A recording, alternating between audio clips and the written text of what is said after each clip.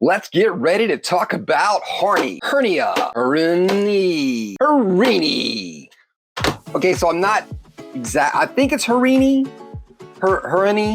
I'm not exactly sure. Now, this is going to be a fairly quick video because, let's be honest, you're not exactly busting down my door to hear about Hureny.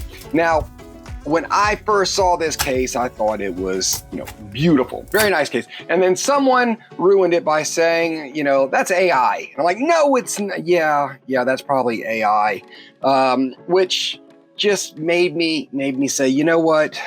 My whole life I wanted to start my own color pencil.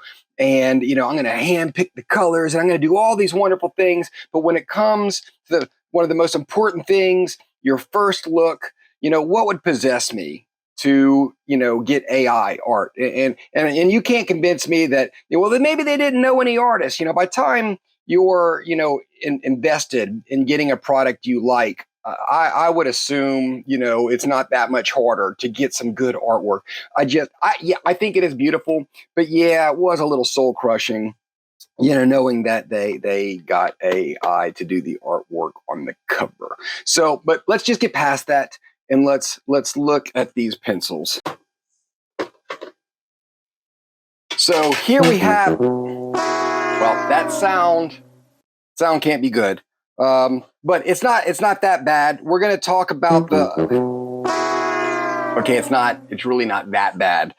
First thing I want to point out, my hat goes off anytime that a company puts a swatch sheet inside their packaging. I like that. It's a little extra that not everybody does. So when they do it, props. Something I want to point out, two things actually. Number one, this was on the very bottom of the tray. So had I not lifted all three sets of pencils, all three trays, I'd have never found this. Second, they printed, I guess, what they think is the front side, but the irony is they should have printed on the back. This front side has that gloss, kind of like you would see on a cereal box. The back side is more of the raw paper, where it doesn't have that lamination. So your colors will probably lay down here, a little better than they will on here. But if we look at the actual sheet, it's a nice swatch sheet. It's not like they just gave you the boxes and you have to fill it in yourself. They put the color name and the number. So again, hats off for that. At least they did this. Nice color, beautiful gradient color. And if we look at the different trays, and now these, just to be clear, they're in gradient order, not in numerical order. And there are all three trays. The bottom has the rubber bands also, so you can lift that up if need be. And again, that's where I found the swatch sheet. Let's look at one of these colors. So something I do like, and I think most of y'all appreciate, fruit green. It has the name right there, and then 63 has the number at the very tip, and then the back has artist quality. And then you have soft core break resistance. I would have personally felt a little better had they had Hureny somewhere on here. It would have calmed my fears of white labeling a little more.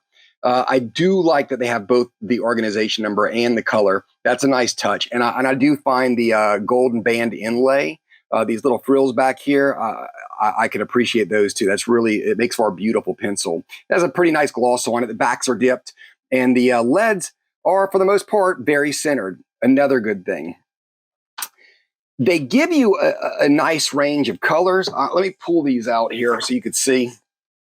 They give you a nice range. You got your yellows, which is they have a great transition from your yellows to your orange. They give you a nice set of browns. In this case, they kind of go from, instead of your yellows to your brown, they have a nice transition from your peaches to your brown. Now, one of the things that this palette is lacking is indeed the peaches. When I was setting up the family swatch, I really couldn't find enough to make a home for those. But where they lack in those, they do have a nice selection of browns and reds. They're pretty good on their blues as well. Purples, it goes from your purples, that deeper violet, kind of up to your mauve. But there is some repetition in the pinks and the purples, which is a shame. So something kind of funny, they lack some colors, but of course the two they have is your metallics. And it's not even gold and silver. The gold is more of this orangish color, but it's the pencil's actually, one's labeled silver and the other one is lapis lazuli. So apparently lapis lazuli is their gold color. Now, the good-ish news, that they do not have a lot of metallics in their metallics, which means you can probably mix these in, if you're careful, into your regular color palette. But all in all, it is a decent range. Just again, when you're dealing with 72 colors, you want to get the most out of that 72 colors as you can. So this one doesn't stretch it quite as much as I would have liked. But all in all, it is a pretty color palette. Something I do want to talk about is the white label fear that I got from these. These are an affordable pencil, no doubt. And I think it's, it would be a nice set for anyone to have. But having said that, it is a very, very familiar feel. I could not break the fact that I already own these pencils.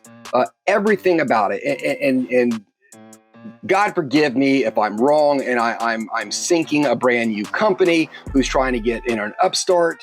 I felt like these were a very, very familiar pencil, very akin to an Arteza or an Artex. They were soft, and I really enjoyed using them. They did have that low quality pigment crush when you get to some colors where where that pigment comes out real hard, like the yellow spits out the red line. Yeah, you know what I'm talking about when you're trying to do a detailed piece and all of a sudden you have this red streak going through. It did have a couple of those, which you're gonna find in a cheaper set. But I was uncomfortable using them, knowing it was a lose-lose for me. Either I could possibly be punishing a new company by saying that they're using white label, and maybe I'm wrong, or I'm telling y'all to go out and buy a set that you might already have when it comes to these pencils. And I'm not comfortable really saying either, but I will say, as far as the performance, look, they are a good pencil.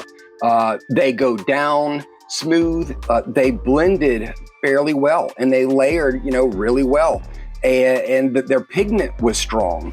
I had very little complaints when it came to the performance itself, of how, when using them.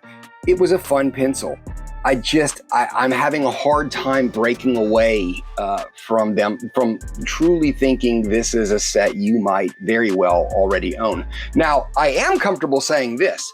If you don't own many color pencils, and depending on the set you do own, and you just want to go get you a set to play around with and have fun with, almost like you would have that little extra set of Crayola, but when you want to go to the cafe or just have a little fun, this is a good pencil for that. These pencils, don't get me wrong, they do perform really well. I just think that they're a pencil you already have if you have a decent selection. And I know I kind of sound like I'm beating a dead horse, and this is not something you hear me say often. Since I know a lot of people buy a pencil from my recommendation, I just can't give it to these unless you have maybe a set that is not close to that soft, waxy feel. If that's the case, then yes, go out and buy Hureny.